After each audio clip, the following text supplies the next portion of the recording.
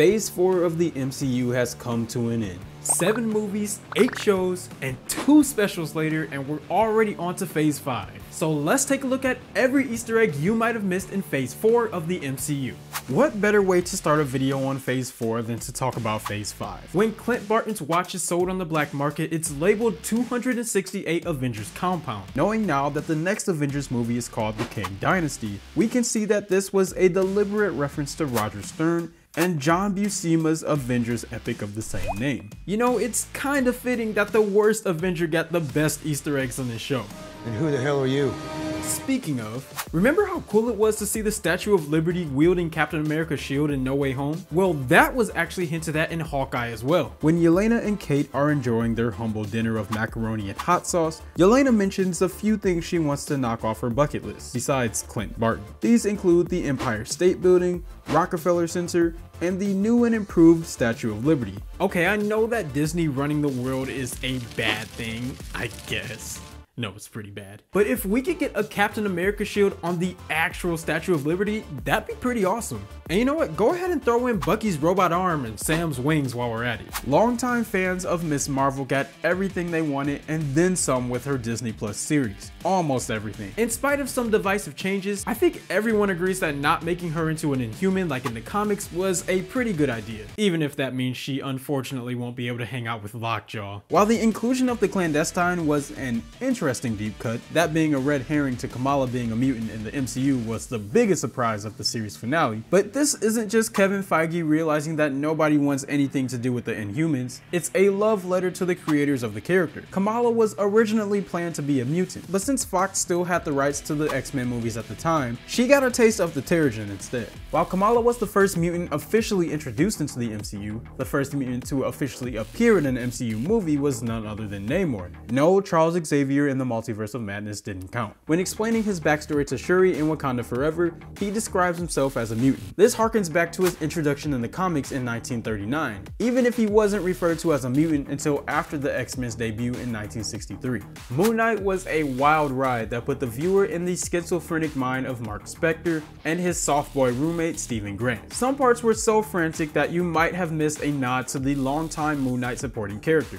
The name Duchamp can be seen in Mark's recent call list, clearly referencing Jean-Paul Duchamp, Mark's mercenary bestie that he'd affectionately dubbed Frenchie. In the comics, after Moon Knight becomes an established hero, Frenchie would reunite with him and join his crusade, even designing and piloting Moon Knight's helicopter. With the Thanos copter appearing in Loki, Moon Knight's gotta get his sooner or later, right? I'm waiting on it, Marvel.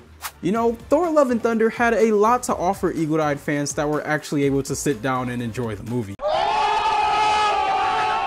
While we all love seeing Matt Damon and Kat Dennings come back, a lot of people might have missed the return of Darryl as New Asgard's tour guide. What, you didn't see the Team Thor and Team Darryl shorts that Taika Waititi did between Civil War and Infinity War? Those shorts saw Thor figuring his life out after Age of Ultron, getting an apartment with a human housemate, Darryl. Like all of the MCU shorts, the canonicity is dubious at best, but it's always nice to see the more obscure corners of the MCU get the spotlight. Now hopefully this opens the door for an MCU mockumentary on Disney+. Seriously, it'd be comedy gold, and it would save money in the VFX department, which we all know is a very good thing.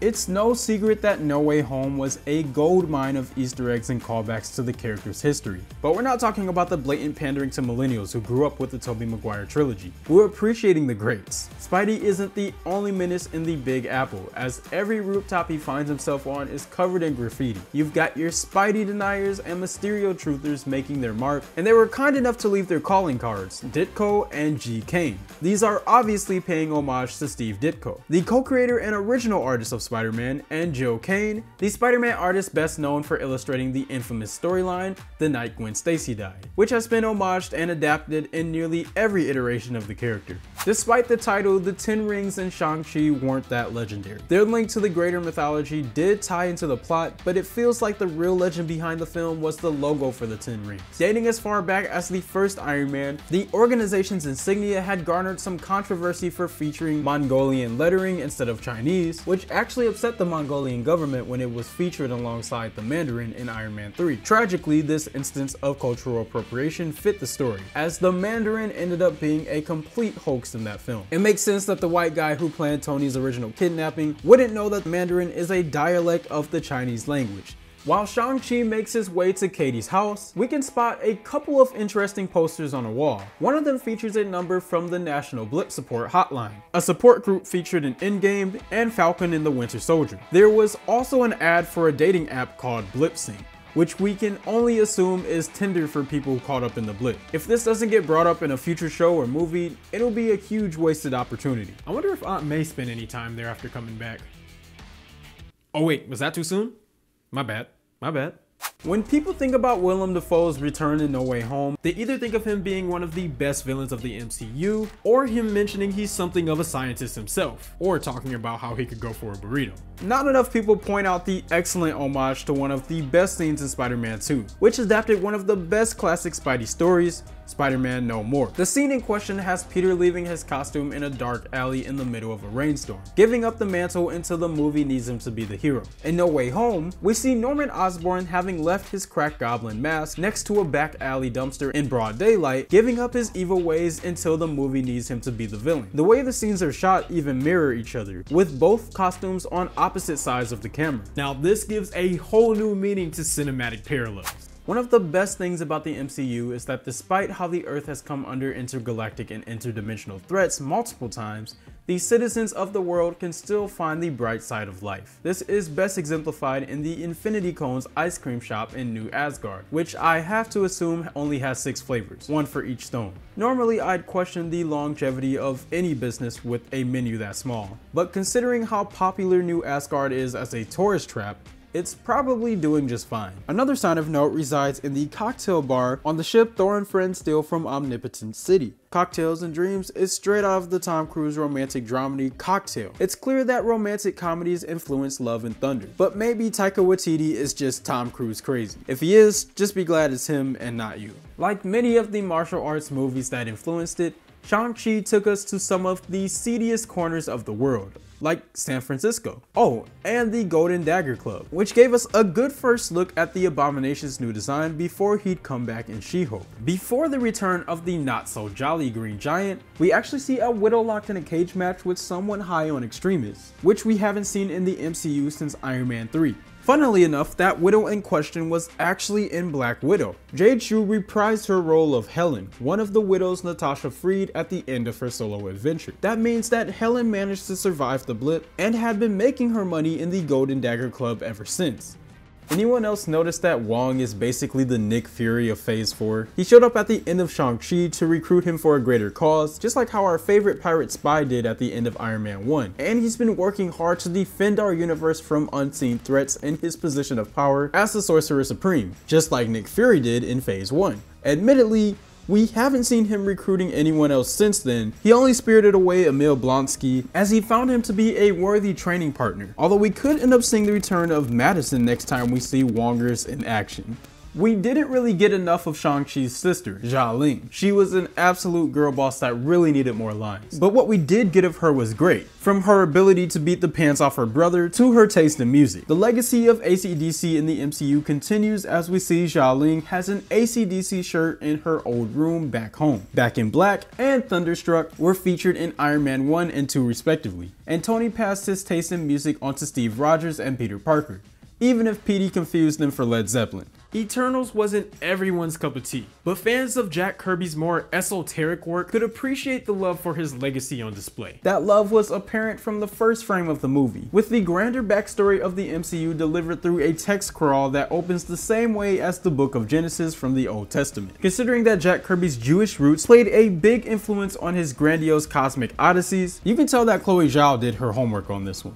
It's no secret that the Guardians of the Galaxy is James Gunn's crack at his own Star Wars trilogy. Star-Lord is basically a goofier Han Solo, the climax of the second movie was centered around a revelation about an absent father, and the most marketable character can only say one thing. But the holiday special introduced the revelation that Mantis is Peter Quill's sister. Considering how long she must have been with Ego, this retcon doesn't come out of nowhere and manages to impact the story in a very meaningful way. Now will Volume 3 reveal Rocket's unknown hatred of sand.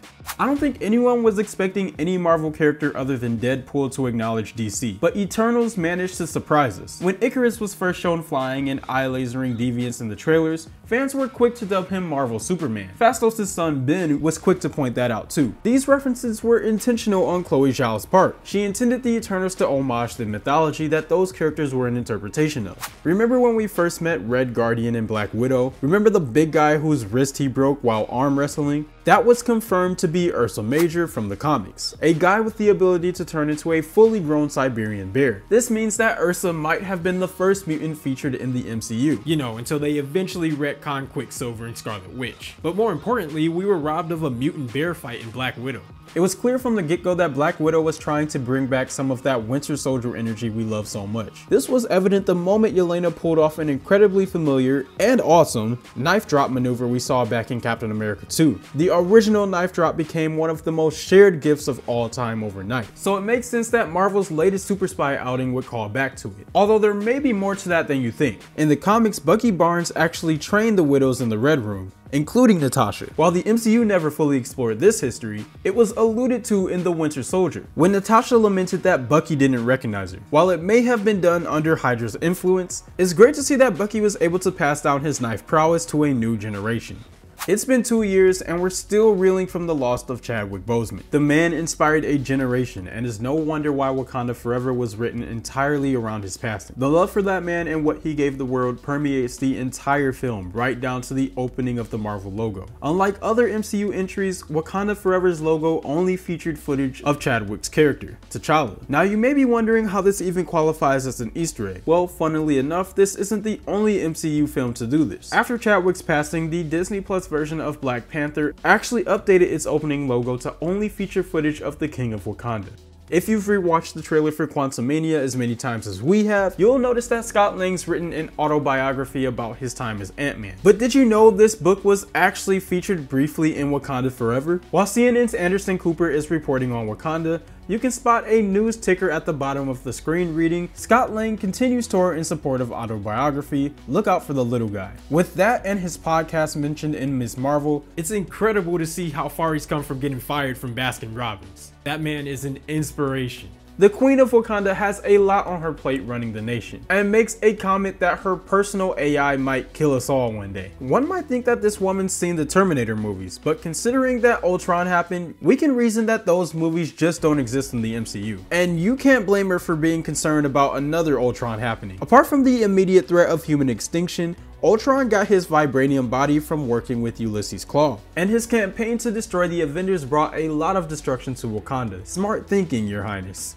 Everybody lost something in the blip. Scott Lang lost 5 years with his daughter, Doctor Strange lost his chance at love, and that other doctor lost his 2 cats and also his brother. Oh, don't you remember that guy? Dr. Nick West? He's the man who saved Strange's life after his car crash. You know, the guy that Steven didn't even thank. In the comics, Nick actually followed Stephen Strange out of guilt over not being able to save his hands. In the MCU, he just has depression and no cats. America Chavez's explanation of how our dreams are doors to other realities is one of the most fascinating lore drops in the MCU by far. If you remember Tony's conversation with Pepper Potts at the start of Infinity War, he had a dream where he and Pepper were happily married with a child. This means that in another reality, Tony didn't end up sacrificing himself to defeat Thanos, meaning that he got to see Morgan grow up. But that could also mean that the Avengers never reversed the snap, meaning half of all life, which includes Spider-Man, would have stayed dead. Unfortunately, the 616 timeline is probably the best one. On the plus side, we might be able to get that on an episode of What If. We all knew going into Multiverse of Madness that Wandavision was going to be a required watch, but it feels like there should have been some connection to Loki, right? Considering that show and this movie both involved alternate timelines and dimensions being destroyed, it would have been a no-brainer. However, despite no appearance from Asgard's favorite bisexual, we actually see the ruins of the Living Tribunal in one of the many worlds that Strange and America Chavez fall through. While we probably shouldn't expect Stephen Strange to show up in Loki Season 2, we might hear about his recent interdimensional travels in Quantumania. Only time will tell.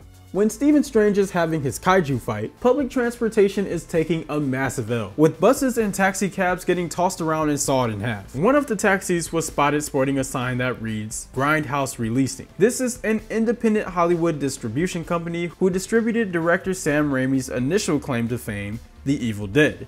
The reveal of the Illuminati was easily one of the highlights of Multiverse of Madness. Seeing Patrick Stewart as Charles Xavier coupled with the classic X-Men theme was more than some of us could have ever dreamed of. And John Krasinski as Reed Richards was the only reveal that could have topped that, even if it was foreshadowed with that mention of the Baxter Building. Haley Atwell reprising her role as Captain Carter from What If was something I don't think any of us were expecting though. While it was great to give one of the fan favorite MCU women another shot in the spotlight, this was actually a nod to the comics that the multiverse saga is adapting. In the comics, Captain America was a part of the Illuminati alongside Reed Richards, Charles Xavier, and Black Bolt. Oh yeah, he was in the movie too. During John Hickman's run on the Avengers books, the Illuminati had to confront an incoming crisis of dimensional incursions, which ultimately led to Hickman's take on the classic storyline, Secret Wars in 2015. And if you recall, the Avengers movie following the Kang Dynasty uses the exact same name. Coincidence? And with that, we leave phase 4 behind us. Like with all of these videos, the title was a lie. We can only talk about this stuff for so long in the time that we have. But what's your favorite Easter egg in phase 4? Let us know in the comments below.